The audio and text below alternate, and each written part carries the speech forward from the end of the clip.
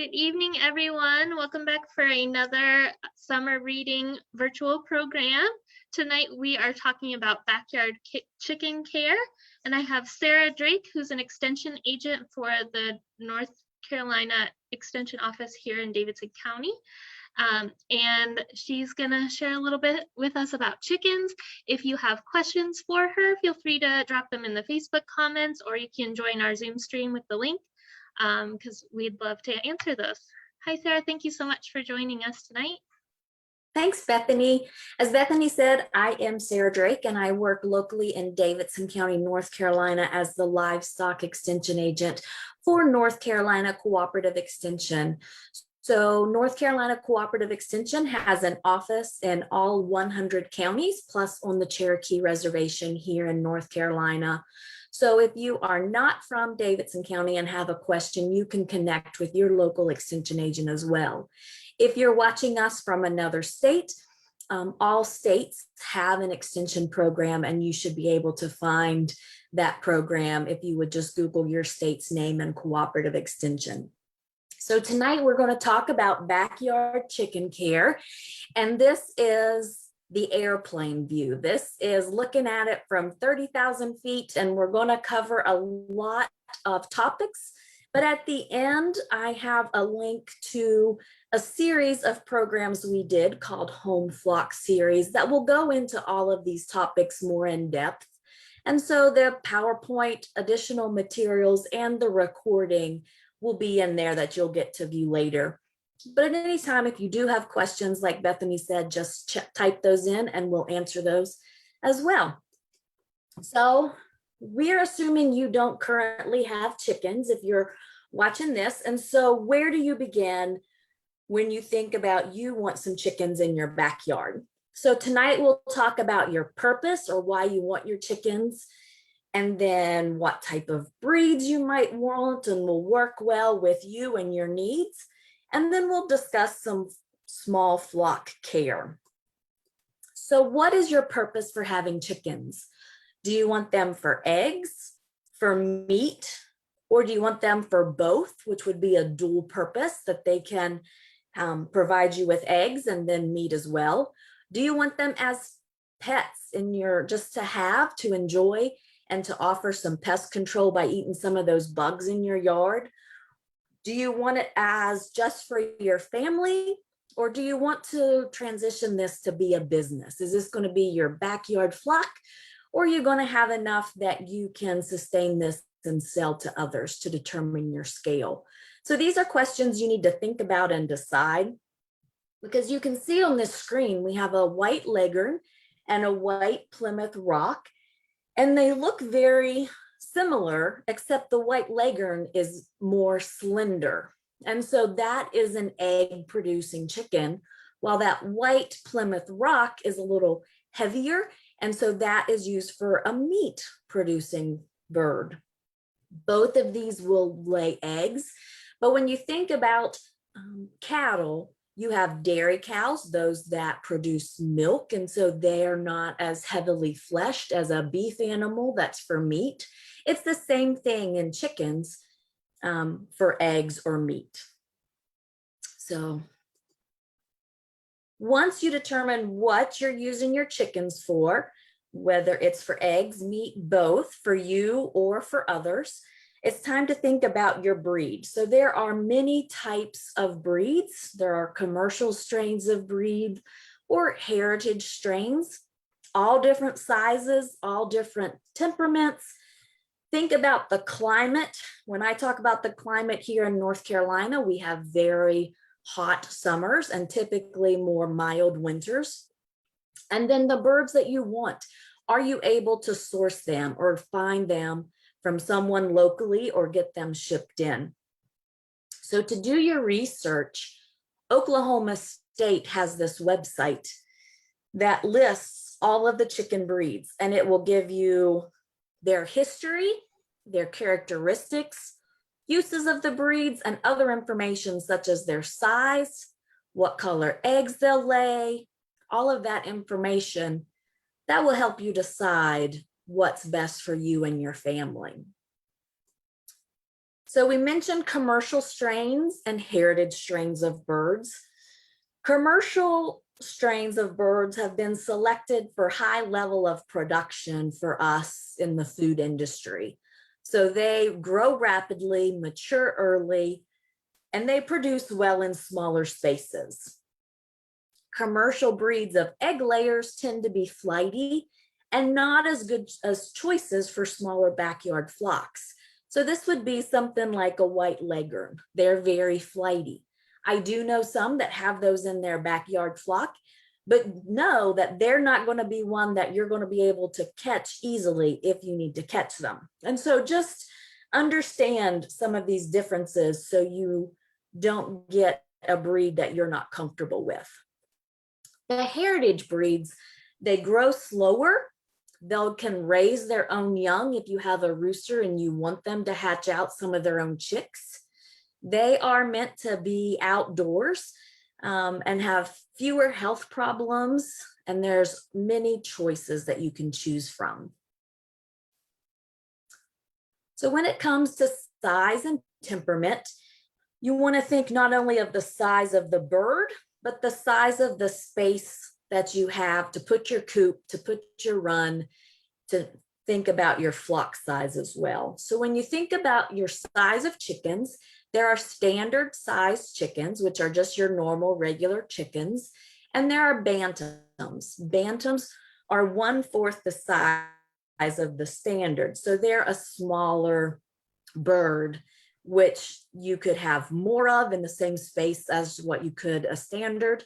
Or if you only have a small space, bantams might be the right option for you. So when you're considering size, you must select a breed that best suits the space you have. So do you already have a coop? Is someone giving you a coop? Is it a certain size? And you need to know that so you don't overstock or have too many birds in your coop and in your run. So size can also influence adaptation to temperatures. So more birds in an area, they will be hotter.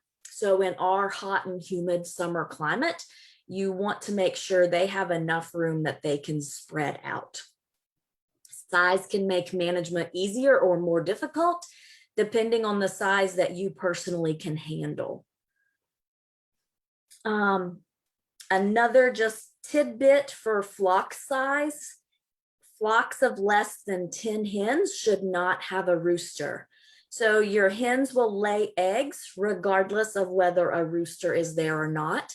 So you don't necessarily need a rooster. And some, if you're in city limits, they forbid you to have a rooster in city limits. So you need to know what your zoning regulations are for where you live. And we'll go over those for the cities in Davidson County as well. So temperament, we don't want something to happen like in this picture where we're being chased by our birds. We want to, normally the backyard breeder, their birds are their babies. And so we want the calmer and more docile breeds. And so just think about that, knowing that in breeds, there's variation as well. How adaptable are the breeds to where you live and your climate? So we know that chickens have combs and there are different comb shapes. So you can see for warmer climates, such as North Carolina, a buttercup or a single comb would be a good choice. It doesn't mean that we can't have those others. It just means you need to understand the differences so you can make some accommodations. Those combs are one way the chicken helps cool themselves down. They're radiators of their heat. So those larger combs of the buttercup and the single will help that chicken to cool down quickly in our hot temperatures. Also, in the colder climate, sort of the opposite is true. We don't want those combs to be frostbitten by those cold temperatures. And you can see that for those colder climates, those combs are closer to their head and they're smaller. One more thing about size, since we were just talking a little bit about heat, bigger bodied birds are not great at radiating heat. So just know if you have a larger size bird, such as a buff Orpington, that they may need some extra shade in the summer to make sure they're not getting overheated. So while there are things that make the chickens more adaptable, it doesn't exclude others. Just be aware of what they need so you can provide it for them. So availability, where can you source your birds? So here are a few websites, some ideas of where to find your birds, and just be aware. And also in the spring, you know, all of the feed supply, farm supply stores, such as Tractor Supply and all of those, will have their chick days and have their chicks there. So just be on the lookout for that and know that. And you want to make sure you have healthy birds. And so there's a program called NPIP, the National Poultry Improvement Program. And that just means that those chicks, or even the eggs, have come from a healthy flock. So I've been talking about, we're having these birds, but how are you going to get your birds? At what age are you going to get them? So you have three options when it comes to starting your flock. You can buy hatching eggs and hatch the chicks yourself. You can buy chicks, or you can buy pullets. And pullets are young female hens that haven't started to lay eggs yet. And there's pros and cons to each of these three. And so you have to decide what's best for you. And we'll talk a little bit about each of the options. So buying pullets, when you think about your initial investment, pullets are more expensive than chicks, and chicks are more expensive than hatching eggs. And so sometimes people think, oh, I can't buy this pullet that's ready to lay eggs because they're too expensive. Well, what you need to take into consideration is you did not have the time and the feed and the extra equipment if you bought these day-old chicks, like you can see in this picture, to raise them up to that age. So their chicks are cheaper, but you have got to brood them, meaning when they're at this stage, they still need a smaller box. Again, we do a chicken project, so we had them and kids were coming to pick them up. They were not in this environment for more than 3 hours because you would want more space than this if you were raising them. But they need to have their food, their water, and they need to have a heat lamp because they need to be kept at 90 degrees for the first week, and then you can decrease it each week after that until they're fully feathered. So you have time and resources, and at this age, you are going to have some mortality, meaning you will lose some of those chicks. And so when we do this project, we always purchase extra birds because we assume a 10% mortality rate. So those are things you need to think about. You'll have to buy extra chicks if you're buying them from a chick. If you're hatching eggs, you not only have to have your incubator and your thermometer in there to watch all of that, but then you've got to do this brooding stage as well. So lots of options, and you can decide what's best for you. If you're buying chicks and you go into your local farm supply store, pay attention to what you're getting. Are you picking them out of a straight run, which means you'll have a mix of male and female chicks? Or are they going to be sex chicks where you're buying just the pullets? Occasionally, you'll still have a rooster slip into that. And so what are you going to do with those if you either get the straight run or have a rooster in there? How are you going to deal with that? Those are just some things you need to think about. Again, all of this is just a brief overview to start to get you thinking, and you can contact your local extension agent for more information. With that, we'll move on to our small flock care, and we'll talk about nutrition, some health issues, and your COOP. So with nutrition, sanitary conditions are a must, not just for the feed, but for the environment as well. So your birds must have access to fresh, clean water and fresh, dry feed, and that's very important. Even if that water looks clean, you know, there could be that residue, that slime on that waterer. So make sure you're emptying and washing that waterer every week at a minimum. Water is very important because their feed consumption is tied to their water consumption. So in the summer, on these hot days, we need them to drink their water, and you don't want their water too hot. So make sure it's in the shade. You might have to change it out during the day. And on the flip side, in the winter, when the water's cold, you may have to have a heater in there so they'll drink water, so they'll eat feed. With their feed, you can see on the screen, there's different formulations. It can be a mash where it's small particles, a crumble, or a pellet. There's no better one than the other. It's what you prefer. But if you're starting with chicks, either go with a mash or a crumble and then transition them into the pellet if you want to. And sometimes it depends on what you can get at your feed store as well. With your feed, you want to feed them a complete feed. A complete feed means that it has all of the nutrients in it that those birds need. It's balanced for their protein, their carbohydrates or their energy, their vitamins, their minerals. They're getting everything they need to keep them healthy in every bite they're taking. Also, we have grit and oyster shell listed down here.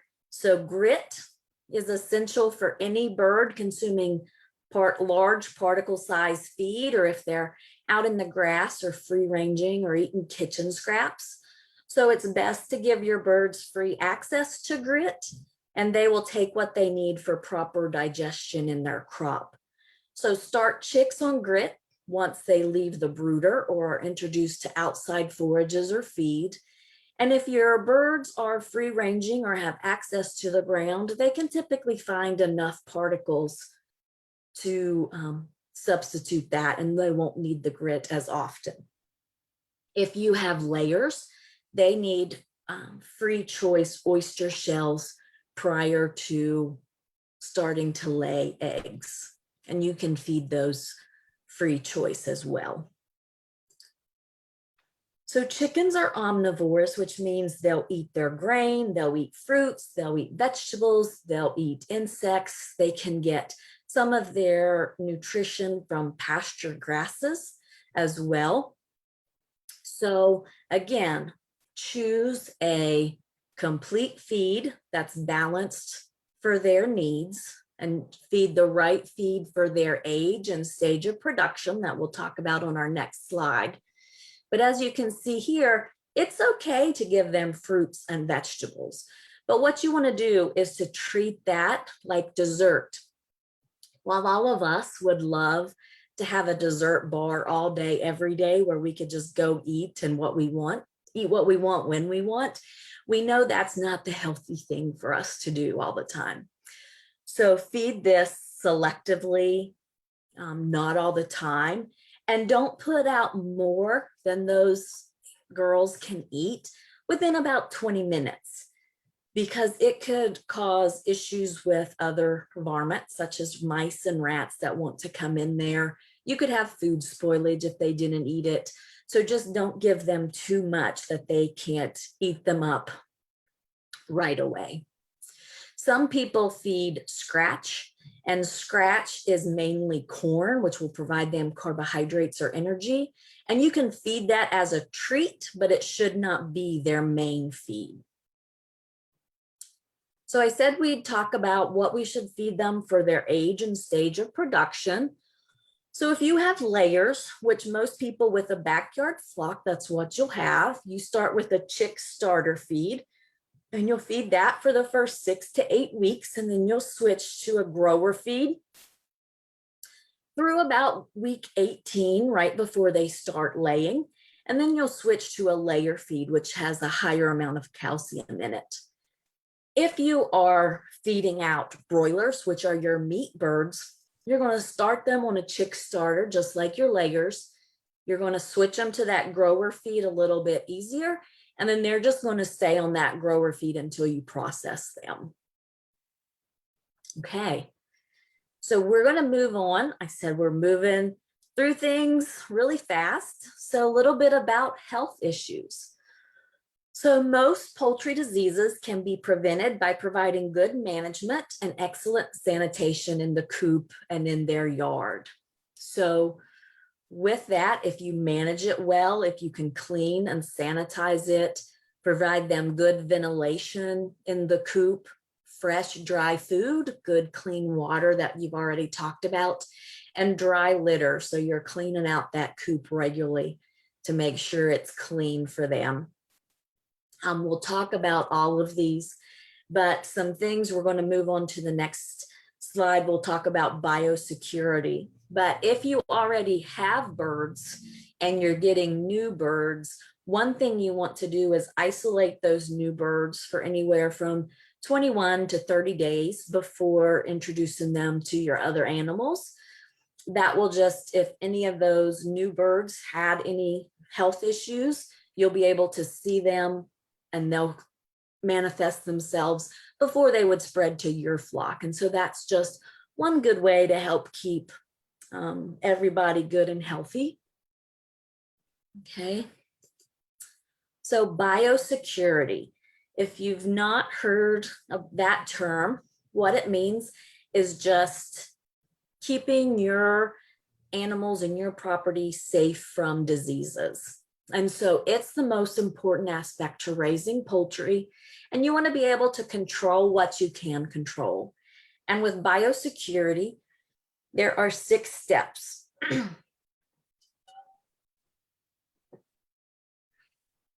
The first is keep your distance. And what this means is just keep your distance away from other poultry and poultry farms. And sometimes this is hard to do. And so if you're a backyard chicken lover, you'll have friends who are, and you'll want to see their birds and go over there.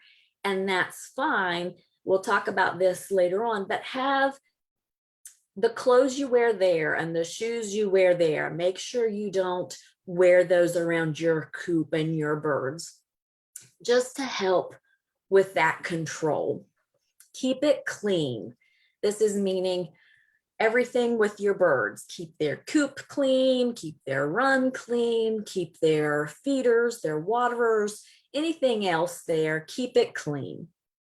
And you want to clean before you disinfect. If there is dirt or bedding materials or feces on there, you can't disinfect that if you've not cleaned it first. Don't haul disease home. So think about this, where you go get your chicken feed, everyone else is probably going there to get their chicken feed as well. So pay attention to what you're wearing when you go there, what shoes you're wearing, and then just don't wear those out to your coop. Don't borrow disease from your neighbor. Again, different shoes, different clothes, but also if you're sharing equipment, if you're passing some things back and forth between your neighbors, make sure those are cleaned and disinfected before they come to your property and your birds. Know the warning signs of disease, and we'll talk about that a little bit later. And if you have any sick birds, there are some reportable diseases here in North Carolina that you would report to the North Carolina Department of Agriculture. So implementing these biosecurity practices will help keep your birds healthy and happy and make sure you have a less chance of having some disease or some issues with your flock. Also, part of biosecurity is providing rodent control to make sure they're not bringing disease in. And when you're feeding or doing anything with your flock, when you are moving through your birds, you have older birds or younger birds or newer birds and older birds, you always want to go youngest to the oldest and work any sick birds last. So with your flock, you want to know what is normal for them. What do they do during the day? Most birds, when they're happy and healthy, they're out in the yard scratching and clucking, doing their normal behaviors.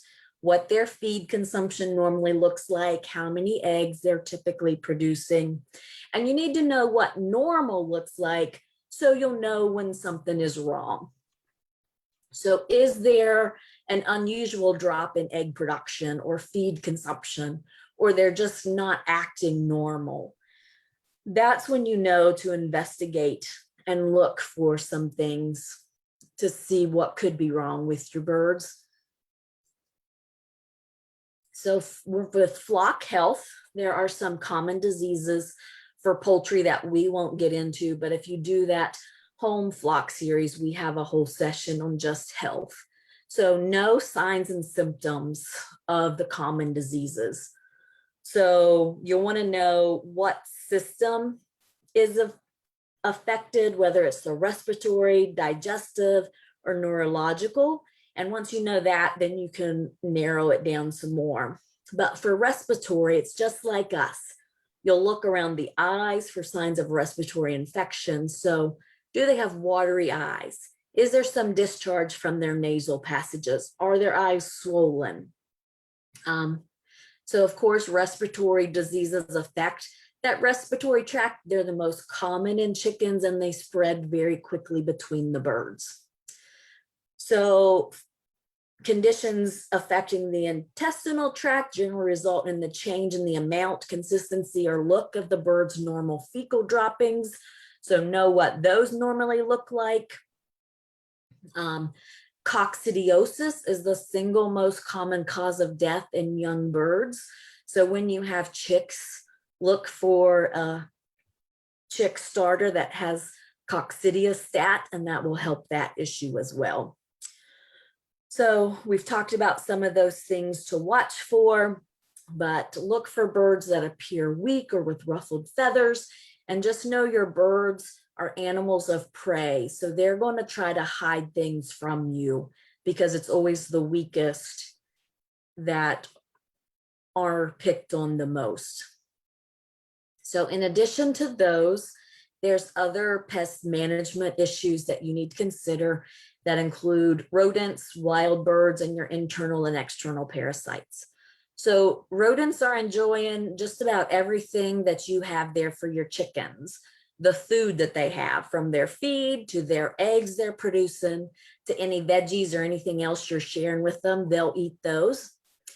You want to keep the area around your coop and run clean, well mowed, so they don't have hiding places in tall grass or junk piles. And if you see that you're starting to have an issue with rodents, you can work with bait stations, but using caution with that to make sure none of your animals get that bait. You can use traps. You could clean up the area if you have a pile where they're hiding. Also, wild birds can carry diseases that will transfer from them to chickens. So just excluding that contact when possible. If there's big issues, you could have a covered run, and that would help protect them. Internal and external parasites, just be looking for those. So worms would be internal, and then on the outside you can see nits, mites. Other things are fleas, flies, mosquitoes, and ticks can also bother your chickens, but they'll also eat the ticks and some of those other things as well. And you can provide a dust bath for your birds, and that will help control the mites. So there can also be some troublesome habits such as feather pecking, vent pecking, eating eggs, and broody hens. With both of the pecking, a lot of that will happen, one, if they're overcrowded and they don't have enough room, that you'll see that happening. So providing them enough space will help with that. Also, if there's a nutritional deficiency, sometimes they'll do that feather pecking as well. Eating eggs is difficult to stop. The best way is to not let it start. So you want to try to prevent egg breakage in the nest. So if the shells are weak, feeding them more calcium or oyster shells, and then making sure you're collecting those eggs regularly so they're not out in the nest as often.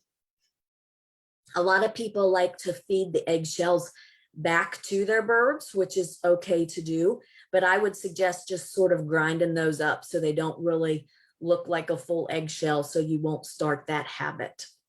And then broody hens, you can see she just wants to sit on those eggs. And if you don't have a rooster present, they won't be fertilized and they won't hatch. And there's ways to get them to stop if they turn broody. And so your extension agent can help you with that. There are a lot of coop options, and I have a lot of pictures in the next few slides. And a lot of these you can tell, like this one is for more of a pasture setting where they have a lot of birds because it's on wheels and easily movable. But you can see you can build structures out of a wide array of materials. The main thing with your coop and your run is you want to ensure there's enough space for the birds. So you want about 2.5 to 3.5 square feet per bird. Again, this depends on the bird's size and how big they are, with an additional 4 to 5 square feet per bird in the fenced outside area. Low density housing, which means more space per bird, results in less stress for the birds, and that'll translate into less pecking and fewer health issues. In your coop, layers you need to have 1 nest box for every 4 to 5 birds that you have. You can have more than that, but know that they will almost always choose the same nest boxes, and they will wait for another hen to get out of there to use that same box. Also in your coop, you need roosting poles, so they need a place to roost at night, and they'll need 6 to 10 inches of roost space per bird. And you want to make sure those roosting poles are higher than your nesting boxes, or they're roost in your nesting boxes, and that'll soil your eggs more quickly, and you'll have to clean those nest boxes out more frequently. Also in your coop, you want to make sure there has plenty of ventilation and air movement through there. As you can see, this coop has some windows that can be opened or closed based on the weather. Once birds are fully feathered out, they only really need protection from the wind and from being wet. So, and the wind is during the winter cold, not the wind in the summer. So again, here are a few more options. You can see here they'll have a space for shade by going under the trailer, but again, those are more pasture settings. Here is a chicken tractor that would be a good one for the backyard. We didn't talk about whether you would want a stationary coop that stays put or a mobile tractor that you can move around. So those are some things you can think about as well. And again, this is a setup for broilers.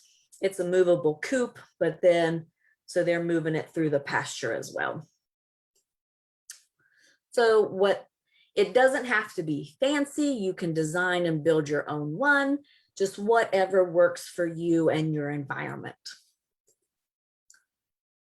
So a little bit about egg production. A young hen will start to lay eggs around 16 to 24 weeks of age, depending on the breed, and peak production is between 32 and 34 weeks of age.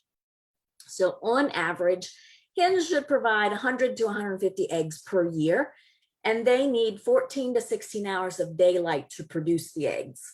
This can be supplemented with artificial light. And the better thing to do is if you add that light in the morning so that they'll naturally come back to the coop at dusk to roost at night. Okay. So the North Carolina Department of Agriculture has a site for poultry resource and education program. It's called NC Prep. With this, you can give them your email address and they can send you information. They have educational content on there. And the important part of this website is they have a list of veterinary clinics around North Carolina that will see chickens and care for chickens at the vet's office. Before you get chickens, you should see if there are any restrictions on where you're living. If you're in city limits, or if you're in a subdivision or you have a homeowners association, you need to see if there are any restrictions. And we'll quickly go through the ones for Davidson County here in North Carolina. So in Lexington city limits, it is unlawful to keep 4 or more chickens. Coops must be 20 feet away from the property line and 50 feet away from any occupied structure. Also, they can't run at large. This slide's talking about those structures and that you need to keep the area clean, sanitary, and free from accumulation of excrement and objectionable odors. So all the things that we talked about, keeping it clean to keep your birds healthy, they're asking you to do that as well. In the city, excuse me, in the city limits of Thomasville, chickens must be in an enclosure, maintain adequate housing in a sanitary manner, and buildings may not be within 50 feet of buildings on adjoining property. Also in Thomasville, they can't run at large, and they have a section in their code that is about animals creating a nuisance. I didn't type anything in here because for the most part, it wasn't referencing chickens, but if you would have a rooster that crows every morning, that could be a nuisance that they could argue. So just be aware of those. In High Point, again, running at large is prohibited. This means no free ranging in any of those cities. And the chicken house must be sanitary conditions to limit fly populations. Coops must be 40 feet or more away from any house unless the owner of the house owns the chickens. You can only have hens. You can have 5 of them, and no roosters are allowed. Also in High Point, coops must be in the backyard. Coops must contain the chickens at all times and prevent predators, rodents from entering, and they can only be for personal use. So we didn't talk about predators, but that is an issue for chickens. Everything likes to eat chicken, so there's a lot of predators. Also in High Point, no commercial sale of chickens, but they do allow slaughter, and I just wanted to put all of that up for anyone in the High Point area that may need that. So there are several resource links, and I do have a copy of this PowerPoint available for anyone who needs it, and you'd be able to click on those links. Again, as I mentioned earlier, there is a home flock series that we did last year. And so there are hour-long sessions on breeds and brooding, housing and laws, nutrition, health, and processing of eggs and meat. And you can go to go.ncsu.edu/homeflock and access those as well. And with that, I'll wrap up, and that has my name and my email address if you have any questions. And if there's any questions, Bethany, I'm happy to answer them. Well, I had a couple. One, I was wondering, are there any just like pasture plants that are commonly an issue for them to ingest, or are they pretty good at figuring out what they can eat and what they can't? So they're pretty good at that. And when the chickens are in pasture, they're not eating much grass. They're really looking for the insects in the pasture. So there shouldn't be any issues of toxicity that I know of. I know for other animals there are, and it sometimes depends on the amount that they would ingest. And so your chickens really aren't going to ingest that much. Okay. And then I was also just curious if there's things that you notice are issues that come up a lot for people, or that they don't kind of realize when they first get involved with chickens that either become an issue or they should really prioritize when they're getting their things set up. So that is a good question. You should have asked me that so I had time to think about it. My normal questions, sometimes I'll get them. It's mainly health issues that people just aren't aware of. And so when something happens, they don't know what it is or how to treat. So sometimes I'll get emails with pictures of strange eggs. And what does this mean for the bird? And just knowing the regulations, I think, is a big deal. And being friendly to your neighbor, perhaps giving them some fresh eggs to play nice with the neighbors.